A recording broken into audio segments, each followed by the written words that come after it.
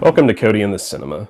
Today I'm discussing 3 films I watched in physical media form over the weekend. Each of these films is great in its own right, and I do believe you should have a copy of these. You should see them at least once, some of these more than once, all of these more than once for that matter. The first of them is the only film I hadn't seen from the Cavalry trilogy from John Ford. Fort Apache I've seen many times. It's a great picture. The same is true for She Wore a Yellow Ribbon with that terrific thunderstorm scene. But I had not sat down to this one before. I can't say why, other than maybe I just didn't have a copy of it. But I was very pleased with what I saw. This goes, instead of being in color, we're in black and white again. And you can see the cover here, just beautiful, a beautiful shot of John Wayne brooding, standing by himself, lonely. There's quite a bit of that in this film. For a film that has so many actors alongside each other, you do feel that loneliness and that isolation. And we do see this cavalry camp out in the middle of nowhere, basically, in the Moab area. Gorgeous cinematography, beautiful landscapes. And they are just kind of trying to survive, make it through. A young recruit comes in, a series of recruits. And one of them is none other than John Wayne's son, who has flunked out of school. And you'll find out a little bit more than that. There's a little bit bigger of a deal than that, but basically he has to maintain professional boundaries with his father, and I think they both struggle at a point to do that. And I love John Wayne in these kind of roles where he can't just be the authoritative duke. He has to show a level of compassion while still having that authoritative cap on. It's always suited him well. We see that in films like The Searchers, where he has to figure out how to walk the line between being too abrasive and too harsh and showing kindness. Of course, that film, there's more to it than that. That character is psychotic in some ways, but in general, I just love seeing John Wayne fleshed out and made into a human rather than an icon or even a caricature. It's a great performance from him. And anytime there's a good lead lady beside him, I always feel like Angie Dickinson, for example, in Rio Bravo, got a little something extra out of him. The same is true for Lauren Bacall in The Shootist. Good actresses who knew how to elevate the material and the Duke himself. And I think Maureen O'Hara does that. Of course, later they joined each other in The Quiet Man. A beautiful, stunning picture if you haven't seen it.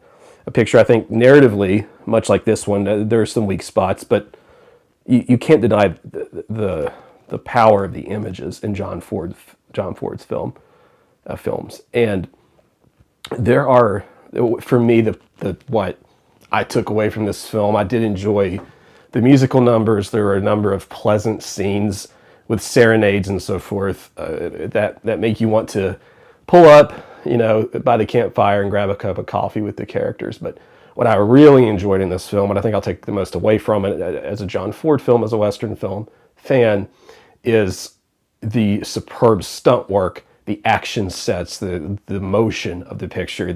There are just some incredible horse chase scenes in this thing. Often when I look at a modern film, I feel the CGI just dripping off the screen in an unpleasant, unsavory, unkind way. With John Ford's movies, these horses, these actors, the energy was just unmistakable. There is a shootout near a church, and I don't know how that was blocked or planned or any of that. I mean, just a terrific gunfight in Western movie history toward the end of the picture. Despite, like I said, there are some narrative missteps, but nothing that doesn't keep this from being a film I really enjoy. I do think the movie has a good heart to it. I think it was made in a good place, and I hope you enjoyed it if you haven't seen it. Rio Grande, just a tremendous Western. 1950, a few years before he did The Searchers. Interesting. Now, the next movie I watched, I liked even better. I had not really heard of this until I just saw this when I was looking at physical media releases. This has one of the best covers from Eureka that I've seen. The Spy Who Came In From the Cold, and I believe this is in the Criterion Collection as well, based on the novel of the same name, if I'm not mistaken. Richard Burton there in one of the iconic scenes in the picture.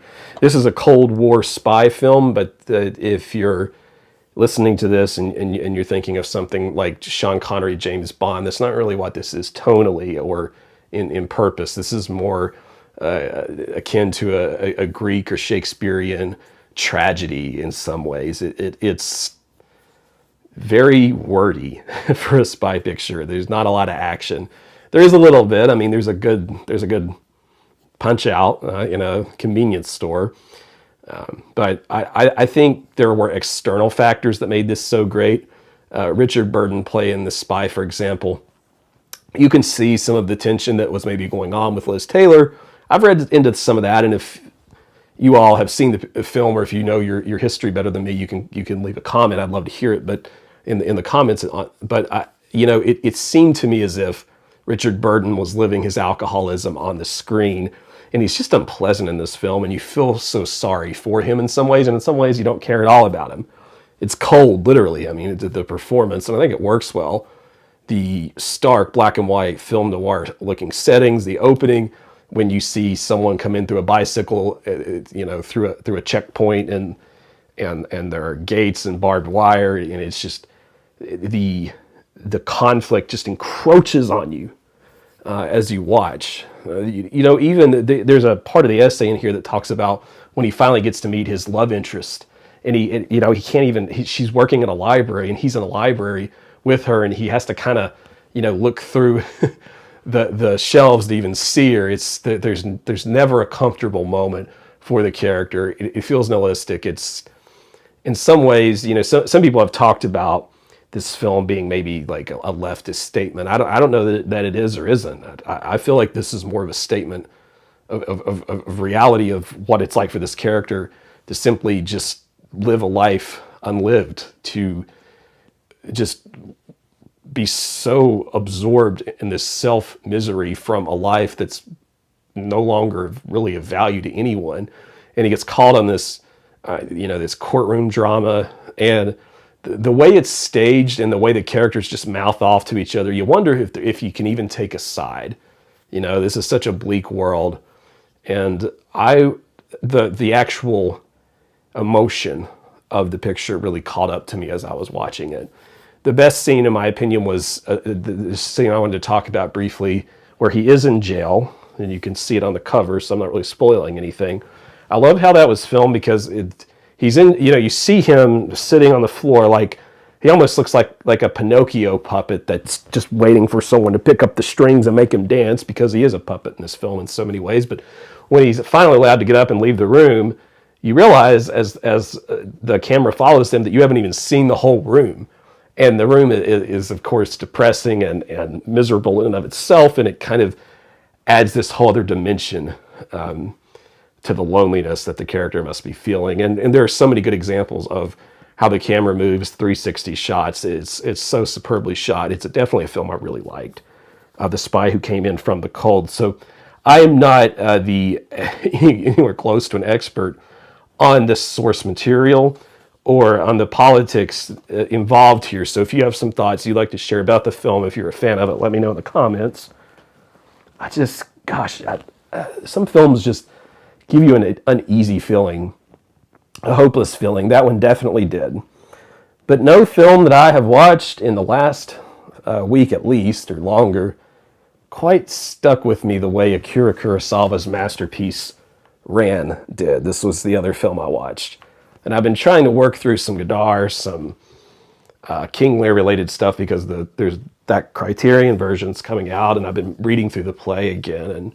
And I'd seen scenes of Ran, on a bad DVD copy, but I hadn't sat down to a Blu-ray. And the last Kurosawa picture that I watched was Stray Dog, and I talked about how I loved that young director, that hungry, eager director, just whizzing around with the camera, a young magician.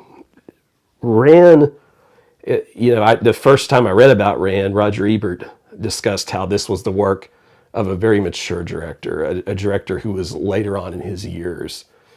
And if you're unfamiliar with the King Lear story, I'm just going to kind of interchangeably say King Lear to represent that version of this character. But the story is that King Lear, in the Shakespeare, King Lear divides his land improperly and kind of punishes a certain child, And a lot of the story and the drama is, was that a mistake or not? And if that was a mistake, who should he have given land to? And did he behave rashly?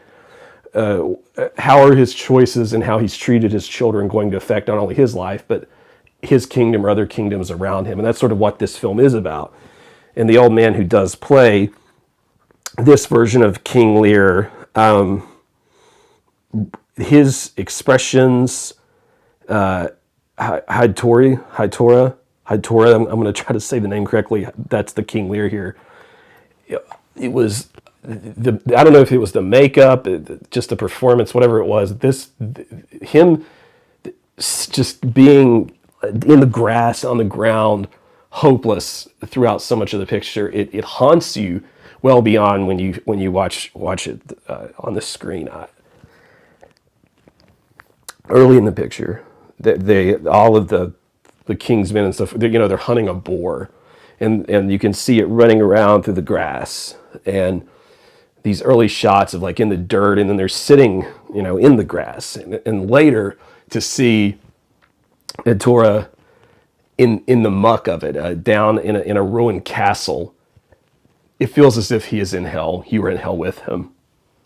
This film, the tremendous battle scenes, there are castle fires in here. It's particularly one I'm thinking of, where you see the King Lear character, Edtora, walk out as if he has exited hell itself, and it's Akira Kurosawa, imagery at its finest. I mean, we see this in films like Dreams, which I think is his most visually stunning film. I know that, he never liked Kagemusha as much as he liked Ran. I actually still like Kagemusha the best of the Kurosawa pictures, but it has those strong images that resonate with you, for a long time. There's a femme fatale in here who's really strong, who manipulates some of the men. There's a clever use of a severed head in the film that I really liked. The costumes, the banners, the pageantry of it. This looked prettier in terms of the production design and all the, like I said, the pageantry than maybe some of the really beautiful MGM musicals, like Singing in the Rain or something. I mean, it's just so colorful and full of life for a film that is very dark tonally. I like the fact that the blood isn't realistic looking blood. It feels like it's out of a painting, because the whole thing feels like some sort of morally instructive, Aesop's fable or something, just without animals. For a King Lear story, a play that I think is fine, I think Kurosawa, again, much like in Throne of Blood, almost elevates the material. Throne of Blood, to me, the take on Macbeth, improves certain parts of that play. And I think that kind of maybe has happened here with Ran. Just images that I will never forget in the film. So those are some of the thoughts I had. If you like the content, or you liked any of these films, Rio Grande, The Spy Who Came In Through the Cold, or Ran, if you like that, you click the like button. It will help grow the channel. I try to discuss films that are worth talking about on here, or physical media purchases, or Criterion films, or Westerns. If you haven't subscribed yet, please consider doing that, and we will see you next time on Cody in the Cinema.